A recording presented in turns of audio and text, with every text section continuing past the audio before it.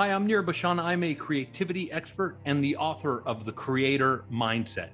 Today on the show, we will be talking about hip hop and Hollywood actors and what they can teach us about creativity.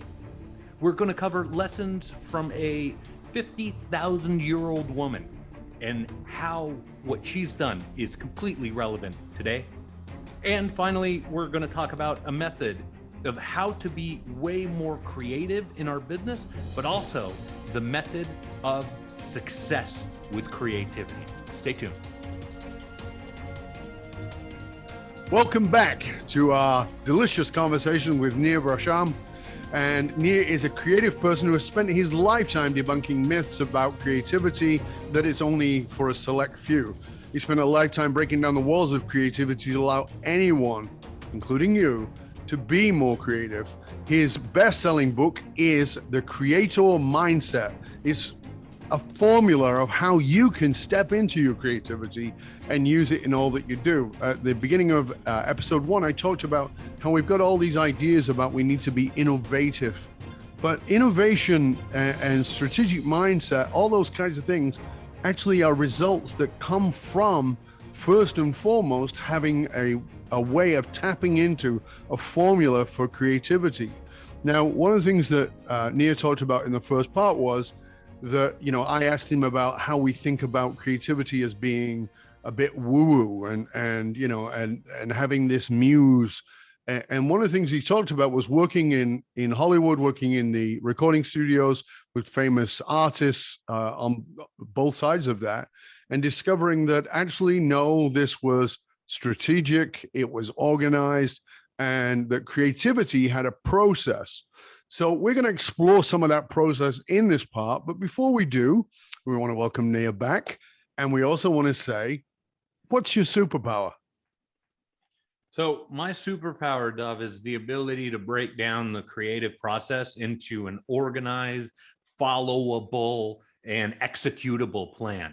Most business books out there today and most books about creativity are just bullshit, man. They're like literally, meditate for 5 extra minutes every day. I don't meditate. That's not for me. I need to do. I'm a doer, right? Mm-hmm. I haven't gotten to the point in my career, like many of your listeners, from sitting around and thinking. I'm a doer, right? I need a process. I need something I can follow. Give me something today to use to become more creative. My superpower is the ability to teach anybody the process of creativity.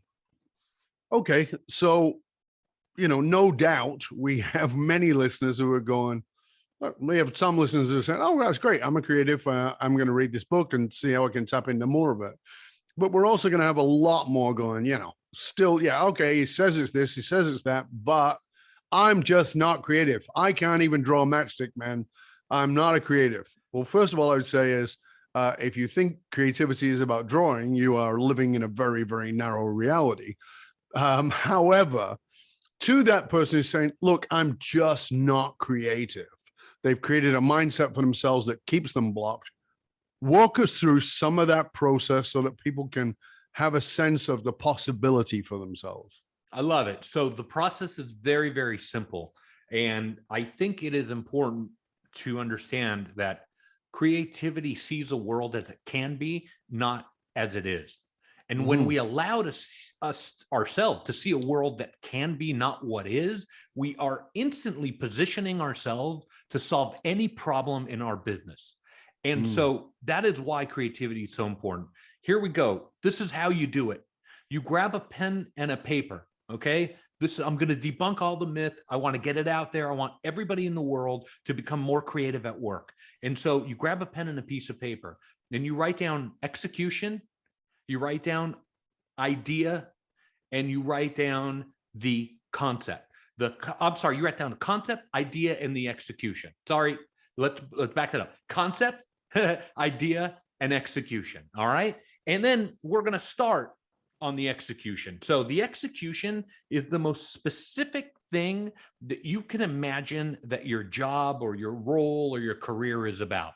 So I've done this with countless groups. I've done it with countless Fortune 500 companies. I've done it with, people who are just, middle management trying to get some meaning in Sure. their career, right? Mhm. So concept, idea, and execution. And write down what the execution is that you do. If you're a nurse, right? Maybe you write down in the execution, I care for people, or, I'm a neonatal intensive care unit nurse. And then fine, great. Now, what's So the execution is what do we do in the basic sense? So I am a cook.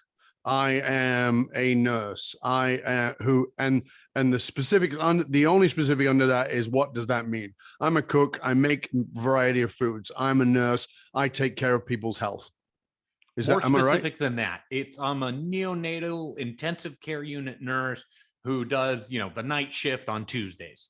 Okay, so more specific. Great. Okay. Correct. As specific as humanly possible. If Right. you're a business, it is generally going to be one of your best-selling products. It could be a bunch, but the execution for us is the meat lover double stuffed cheesy crust medium for $9.99. That is our biggest selling item, Q1, Q2 in the US. That is my execution here. That's what I want to sell more of. I was like, okay, great. So you write that down. Now you go up one and you write down the idea. The idea isn't the electron microscope view, Dov. It's that middle level view. It's like, okay, I'm standing on a street corner kind of view. What do I see? And then you kind of try to broaden out. Now, this is where creativity starts to come in. Most people go, fine, I get it there at execution. Yeah, I'm a neonatal intensive care unit. I'm a pizza executive at Pizza Hut, and we're trying to get more medium meat lover double crust sold, right? Great. Okay, now, but what's the idea? What's the idea behind what you're doing? That mid-level view. And a lot of people have trouble with this. So I'll kind of help you out here, right? Thank you. So the mid-level view is going to be a sort of, not uber specific view, but a wider angle view. The opportunity here is that what your idea is going to be completely different than my idea and completely different than the next person.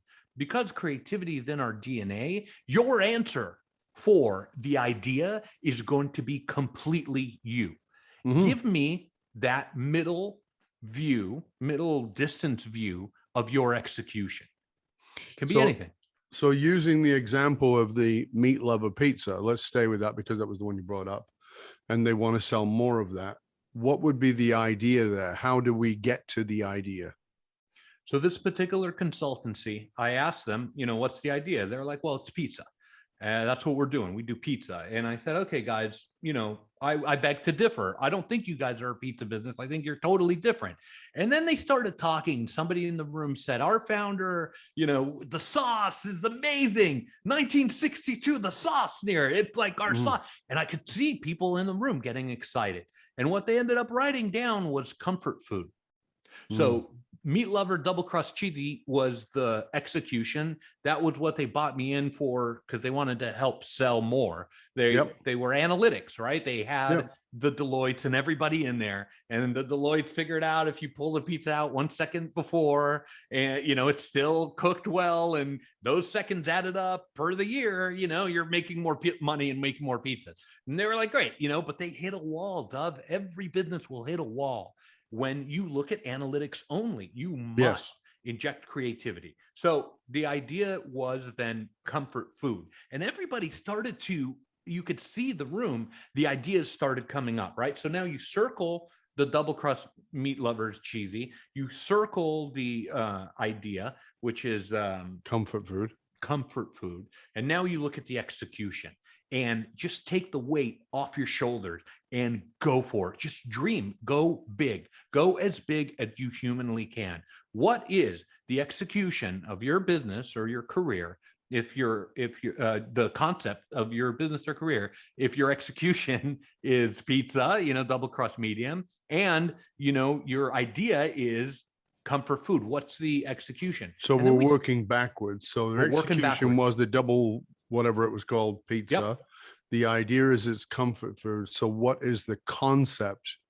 So walk us through how we get to the concept from, okay, we've got comfort food.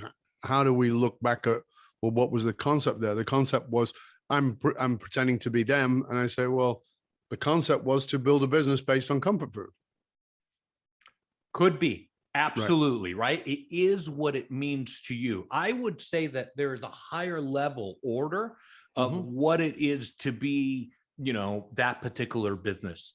And we got a bunch of ideas going. And again, this is going to be very specific to this company. It might not be the next pizza place down the hall. It might not be the next business. It is the DNA of the business. It is why we're doing what we're doing, right? And so their execution was execution or concept. I'm sorry, their concept. Sorry, their concept was it was crazy that literally somebody in the room said, "Nir, there are people in the U.S. every day at 6 o'clock, every day, Dove, at 6 o'clock, they get a pizza from us. And we're their only social, they never leave the house, they're reclusive or whatnot, they're friends with the drivers." I just blew my mind, right? Sure. And if we weren't there, these people would, starve, and they have relationships with our driver, then our driver check up on that. I was like, my God, that's amazing. This is how parts of the business operate. Absolutely. We are an essential part of the communities that we're in. I'm like, hell yeah, we're getting somewhere. And you see people getting excited, right? So they wrote down, I believe, I can't remember, but I think it was sustenance. I think their biggest idea behind their business was their ability within 10, a 2-minute phone call, Dove, to have a pizza at your door within 20 minutes. I forgot they had like a 20-minute guarantee or whatever. So their concept, their biggest thing that held all the meat of their business together, all the threads of their business, was sustenance. And so for that particular company, sustenance, comfort food, and double crust meat lovers pizza. And I said to them, guys, now that we've organized this, what do you want to do? And they said, we want to sell more stuff. How do we sell more stuff? And I said, great. Let's go up one from your execution or a little bit higher and start to look at different product. And if comfort food is the DNA of your idea, then what else can we do? And instantly ideas came to fruition, Dove. It wasn't rocket science. It was the doing of creativity that enabled people to become more creative. And so they took notes and they wrote stuff down and they shot ideas back and forth, and everybody's happy. And, the flow was there, like you talked about earlier. And we had hundreds of ideas by the end of the session. And then we started to look upward and into the concept. And then we found different roads. I think one of the ideas that somebody came up with was the calzone. Hey, let's do a calzone. And it's a product that did really, really well for this particular company, right? It was similar, but different. And people were like, great, I've done the meat lover double crust, and now I could do the calzone. This is wonderful. And it gave that particular group, that leadership group, the ability to learn how to do creativity. And that is the same thing that your listeners can do no matter what business they're in. Concept, the idea, and the execution work backwards up from the execution. Write it down, circle it, and you will come up with amazing ideas that have deep meaning to you. So again, here's what I do, and the specifics of what it is that I do, not just the generalized label. So what I do is I'm a consultant, but the specifics of what I consult in and the results that I get, that would be the execution.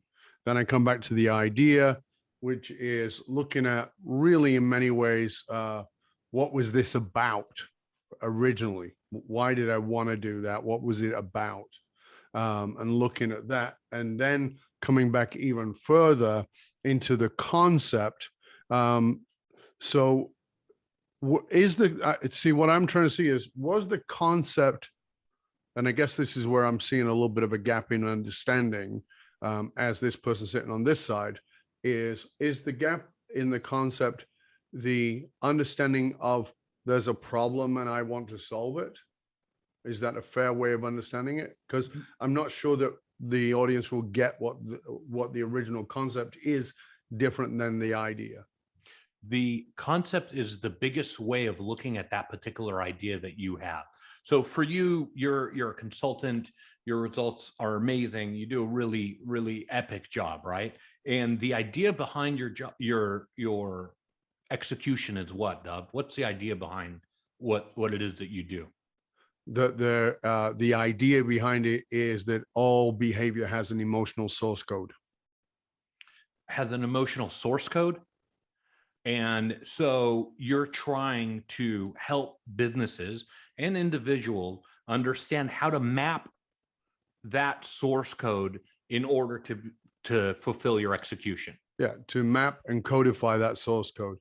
I love it. So I would say that your execution, that your concept is around help. It is around, I don't know, I can name a bunch, but you got a big, like, near, yeah, that's what I'm into.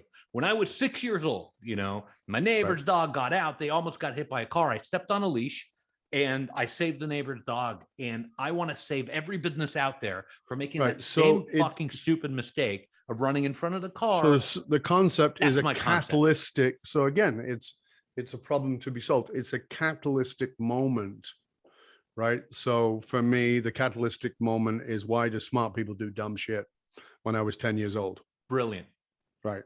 Brilliant. Right. So why do smart people? Okay. So is this catalyst, you're looking back to that catalytic moment of a problem that you could see that you may not have had the answer to, but you could see it was definitely a problem. Yep. That led you to an idea. What if it's this or that, which you've likely got to, in my case, source code. And then when you get to the execution, this is the result. This is what happens when you have done that. Okay, so that's a great formula, because now people can, we've done the pizza example, and we've done a completely obscure example, which is, i.e., consulting, or a process by which of doing something. So now let's just say everybody gets it. The concept is something that catalyzed your idea. It was probably, you saw it as some kind of a problem. You worked out, like, why is this? It was from there. You had an idea. Maybe it's that. Maybe the idea originally was kind of off, and then you drilled it down a bit. You refined it. You went, oh, that's what it is. Okay. And then you look at, well, you're already doing it. So what is your execution? Where is your best results? Here's where my best results are. So now you've got all three things in a line. Okay. So now we've got that creative flow. We've unpacked it backwards, which is wonderful. Now we say, okay, so how do we tap into the creativity to make us more successful in that? Right. So now you start messing around with it, right? You say to yourself, I just got a phone call from a financier who wants to put, $1 million. I'm just making stuff up. $1 million into Dove Baron Inc. Right. And you think to yourself, do I want to take that money or not? And if I take that money, what am I going to do with it? And so most people then go, oh man, I don't have enough time. I have like 600 emails and all these meetings. What do I do? Do I clear out my time? Do I clear out my schedule? I'm going to call a mentor. I'm going to call my friend. And it kind of spiraled out of control, right? Yes. So what you need to do is stop, which is a concept I talk about in the book, just stopping when you need to make a decision and focusing on one thing at a time. And you need to write out your concept, your idea, and execution, because it could change every day, right? Just because that's where your business is now doesn't mean it's where it needs to be tomorrow, Dov. And this extra $1 million, what are you going to do with it? Well, then you start looking at your concept. Well, I'm in the help business or whatever catalyzed it. You're in, and then you look at your idea and you think to yourself, okay, so I'm a consultancy and I'm asking source code. Boom. Why don't I use this money for a bunch of programmers and we develop software? You circle that and you move on to the next idea. Boom. You're making ideas happen. You're not waiting for stuff to strike. You're not going on a romantic walk at sunset and waiting for that one idea to come to you. You're taking a pen and a piece of paper and you're grinding it out. Creativity. So the focus is all about here, grinding it out. I think that I want everybody to grasp from what you're saying there is that you've got these three pieces, which is your concept, which was original, is catalytic. You've got your execution, which is what you already do. But your creativity is in this idea place, understanding that this is what your execution is, understanding that this is what your concept was. So now we go to, well, how else can we X based on this idea? What are the other things that we might apply this to? Because I've had friends who have had businesses and done incredibly well and realized they were in a niche. And it's one of the challenges I talk about all the time, is that the whole niche thing is a problem because it oftentimes shuts down your creativity, as opposed to saying, yeah, okay, this is our niche. And yes, there's tons of new ideas we can put into that niche, but where else does this apply? Where else could I use this that may be phenomenal, right? And the example I give all the time is, if I give you a wrench because your tap is leaking, your faucet is leaking, and you tighten it up and you go, whoa, this is great. This is a wrench for faucets.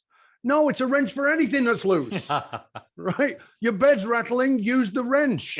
It doesn't have one application, it has multiple. Yeah. And that's what this idea piece is. That's the creator mindset is saying, where else, how else can we use this? Is that, am I on? Absolutely 100%, Doug. A lot of businesses are so niche today that they look at the analytics only, which are always going to be efficiency markers, stuff like that. How do we become more efficient? How do we get better? How do we get quicker at developing that exact thing? But when we're able to start to look at our idea and even our concept, you can mess with your concept and become a totally different business. Totally different business. It empowered you to kind of change a little bit, and then the domino effect after that is substantial. You can make tweaks in your execution, and it's like, okay, we got a new product or service or whatever. You make tweaks in your idea, you're going to see some monumental shift. And it is our job, I believe, and mine and yours, to empower people to go, you know what are the tools that I need? What is that wrench that I need to be able to shift and have a bunch of different ideas and maybe have a spin-off company or whatnot that can handle this stream of revenue, of potential revenue that could be amazing. And so that's what creativity allowed you to do if you just practice it. So the journey of success is never a straight line. People tend to look at it and go, oh, you went to school like this, and then you went in music, and now here you are. Well, there was a lot of stuff in the middle. Talk to us a little bit about, because I'm always fascinated by what is it that, because it's not a straight line, but there's some point where you hit something and it makes you go, you know what, that's not my path. This is. Do you have a real sense of what that was for you? You know, I think I do, Dove. I was in graduate school, and I was working at advertising agencies right out of school. And I remember the chair of the film program. I have a film master's, which is straight up number 2 on that list of useless degrees. It is number 2 of useless master's degrees. And so I got a call from the chair of the department, and he's like, hey, we had a teacher leave. Would you like to do it? And I was, 26. And Right. I was like, hell no. And he was like, well, you have a really unique way. You know how sometimes other people see things in you that you can never see yourself? Yeah. And so he saw something, and I said, okay, I'll do it. And I showed up my first day. I was really nervous. And it was a bunch of students. Some were way older than me. And I had to put together a cohesive lecture and a cohesive thought. And I was really, really, really good at teaching people. It was one of the highest rated classes at the school. And, the advertising department found out the semester after I was teaching. I would literally go to work during the day and then drive up to Art Center in Pasadena, UCLA later on, and teach classes. I was very good at taking really complex ideas and breaking it down so that people could understand it. And that's when, the whole vision of, maybe being a Hollywood director or working, with musicians, that really changed for me. And I was spending a lot of time in meetings with clients, with the door open and, people leaning into the room, Dove. because they wanted to hear what I was talking about. And usually it was some high level thinking, some big idea, helping people to take that big idea and execute it. And so I was like, I might be onto something. And that's kind of how I fell into where I am today. And your mother is much happier. Totally. Yeah. Yeah. Much oh happier. my God, at least he has a job now. Yeah. Thank God. Thank God. So, one of the things that I always like to leave our audience with as we come towards the second end of the second part of the show, and this has been fabulous, thank you, is I always want to know what are we missing in where are companies failing today that you think, oh my God, like if they just did this, what would you have them do? And more specifically, what would you have our listener go away and do in the next sort of 5 minutes after they stop listening, or at least in certainly the first 24 hours to get some action around this? Because we want them to get this, not just hear it. Of course. And it's incredibly important to me that your audience gets it, because I think we're on to something that's incredibly powerful. And so what I think would be great is to start to see the world as it can be, not as it is, which is an incredibly positive outlook on life. Mm-hmm. And when we start to look at our problems and we frame them in positivity, we empower solutions that can come from analytics, but can also come from creativity. When, Dove, we look at our problems negatively, we inspire a victim mindset,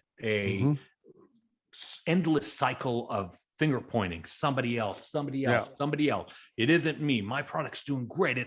That damn competitor. I can't tell you how many meetings I've been in, and I'm sure you're the same as a consultant, where people tell me, Nir, the competition's driving us down. It's a race to the bottom. Completely unhealthy and completely victim mentality, right? What are you going to do? What can I do that'll help you? We need to reframe the question. We need to look at things from a positive mindset. When we're able to look at things from a positive mindset, we're able to solve any problem ever. When we look at it negatively, we victimize ourselves and our businesses and our employees, and we shut down any ability psychologically to overcome these problems. And that is one thing that your listeners can do right at this moment. Think about your business and think about a problem or two, or whatever the fire drill du jour of today is, right? What's the fire drill, right? Cash flow. Right. What's the fire drill? What is it? Yeah. And you start to think about it a little bit, and then go, okay, how do I reframe that and look at it from a positive perspective? Instead of, oh, I don't have cash flow and I can't make payroll in 2 months because of it. Maybe you should say, well, what can I do? What opportunities do I have because I have this situation come up? And just changing the narrative and changing the outlook can yield incredible creative results. Yeah, I think that's a great insight for us all to think about, because even if you think for a moment, if you take a moment and just think about the crappiest thing that happened in your life, that probably you got a little down the road, maybe 18 months, maybe 2 years, maybe a little bit more, and you went, so often people will say, thank God that happened, because it changed the direction. So what if you don't wait 12 months, 18 months, 24 months? What if you say, what if I move forward in time and imagine that it's 24 months, and I look back at this, how would this be a fantastic thing? It feels like it sucks right now. Of course, it's sucking the big hot dog right now. But what if I was looking back on it? Because every one of us, including me, certainly me, many, many times, I've had many things in my life that were just terrible at the time that ended up being, without doubt, enormously grateful. Because the truth of the matter is, human beings don't grow in easy times. We grow in tough times. And what you're doing is giving people this opportunity to use that creator mindset in that place. Nir, this has been a pleasure and an honor. Thank you, sir. I want to Make sure that everybody knows where they can find out more about you and about your book. So if you could make sure that everybody knows those URLs where they can find out about you on social or wherever it might be. And we will, of course, put those things into the show notes. Thank you, sir. Yeah. The nirbashan.com, NIRBASHAN.com. Reach out. The book's out. It's available anywhere books are sold. It's called The Creator Mindset. And you'll also find him on LinkedIn, Instagram, Twitter, etc., all the usual places as well. And of course, as I said, we'll make sure that all those are placed in the show notes. Again, thank you to Nir. It's been a pleasure and an honor. And for you, dear listener, remember that you can hang out with our conscious leaders. You could chat about this episode that you've been listening to or any past episodes on our Facebook and LinkedIn groups. Just look for the Leadership and Loyalty podcast. The truth of the matter is, it doesn't matter how successful you are. If your employees and your customers don't understand what gives your company meaning, you're only working at a fraction of your true capability. To find out how you can hire me, Dov Baron, as a speaker or leadership strategist for yourself or your organization, go to dovbaron.com. That's DOVBARON.com. Because unified, actualized meaning is the one single monolithic difference between mediocrity and greatness for individuals and companies. We want to thank you for sharing the show with everybody you know. Till next time, stay curious, my friends. Stay curious about how you can step into a deeper level of creativity. And remember that it's not woo-woo. It's probably one of the most practical things you could possibly do for up-leveling your leadership. I'm Dov Baron. I'm here to assist you tapping into your deepest meaning to reach that next level of clarity, focus, purpose, and profit in your business, your life, and your leadership impact. And I am out.